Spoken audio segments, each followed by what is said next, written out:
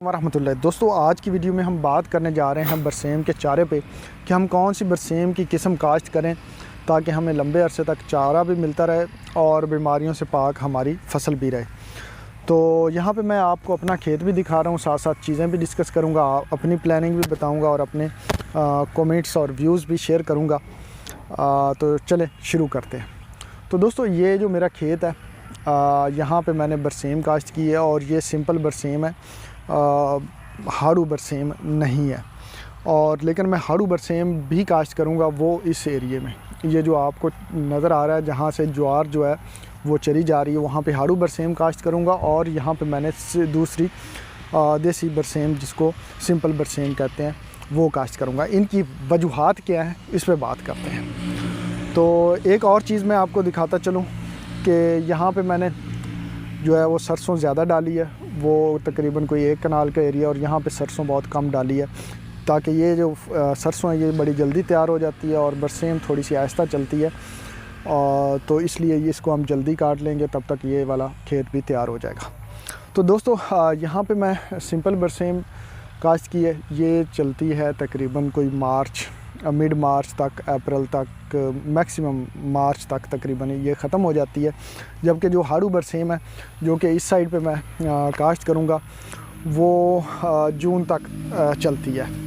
उसका फ़ायदा ये होता है कि जब चारे की कमी हो रही होती है, अगर आपके पास चारा नहीं है, ज्वार नहीं है, तो वो चल रही होती है और उससे आपके चारे की कमी नहीं होती है आपके जानवरों को। लेकिन ये वाली बरसेम जो सिंपल है ये ख़त्म हो जाती है मार्च तक, और फिर जो है वो आम तौर पर हमें चारे की कमी होना शुरू हो जाती है अगर आपके पास अल्टरनेटिव ना हो। तो इसको मैनेज करने के लिए ये है कि ये वाली जल्दी फ्री हो जाएगी मेरे खेत।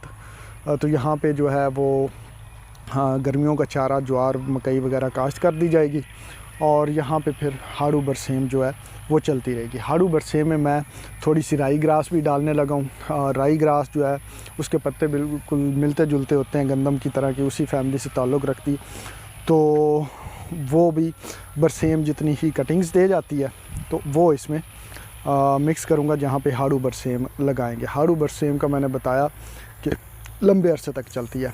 अब यहाँ पे एक बीमारी का इशू आता है जिसको रूट एंड कॉलर रॉट कहते हैं, जिसमें जड़ें नीचे से गलना सड़ना शुरू हो जाती हैं बरसेम में। तो उसके लिए हमने लास्ट ईयर भी किसानों को रिकमेंड किया था कि आप अपने जो बरसेम का चारा है उसके बीज को ये ट्राइकोशील्ड कैप्सूल्स जो हैं इनसे ट्रीट करके ज़रूर काश्त करें।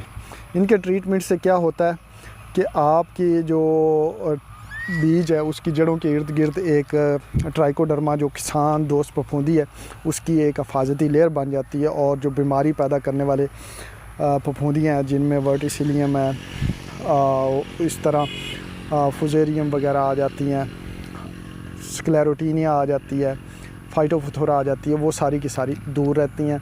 इसको आप एक दफ़ा एक कैप्सूल जो है 1 kg बीज के लिए काफ़ी हो जाता है, इसमें 60 कैप्सूल्स होते हैं, और बाद में 2 दफ़ा इसको फ्लड करते हैं। एकड़ की फसल जो है इस तरह की तमाम बीमारियों से महफूज रहती है और बीमारियां भी नहीं आती, इसके नतीजे में चारे की कमी भी नहीं होती।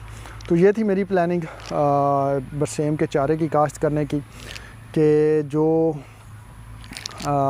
मिक्स लगा रहा हूँ, यहाँ पे जो मिक्सचर है आपको नज़र आ रहा है कि यहाँ पे जई जो है वो डाली गई है, साथ में बरसेम डाली गई है और थोड़ी सी सरसों इसमें डाली गई है। जबकि यहाँ पे बहुत सारी सरसों और जो हमारी बरसेम है वो डाली गई है, और वहाँ पे मैं हाड़ू बरसेम काश्त करने जा रहा हूँ। जैसे ही वो थोड़ा सा चारा ख़त्म होता है तो उसके बाद हाड़ू बरसेम काश्त कर दी गई। हाड़ू बरसेम के बीज की इशू होता है, बाज़ार से बाज़ औक़ात लेते हैं लोग, तो हाड़ू के नाम पे सिंपल बरसेम जो है वो दे दी जाती है। तो इस चीज़ के लिए मैंने ऑथेंटिक सोर्स से मंगवा रहा हूँ हाड़ू बरसेम का बीज और राई ग्रास का बीज। जब वो मेरे पास आ जाएगा तो आपको उसकी क्वालिटी भी चेक करवाऊँगा और फिर उस पर एक मज़ीद वीडियो भी बनाएंगे। तो दोस्तों अगर आपको कोई तजर्बा हो तो हमारे साथ ज़रूर शेयर कीजिएगा। मिलते हैं अगली वीडियो में, तब तक अल्लाह हाफ़िज़।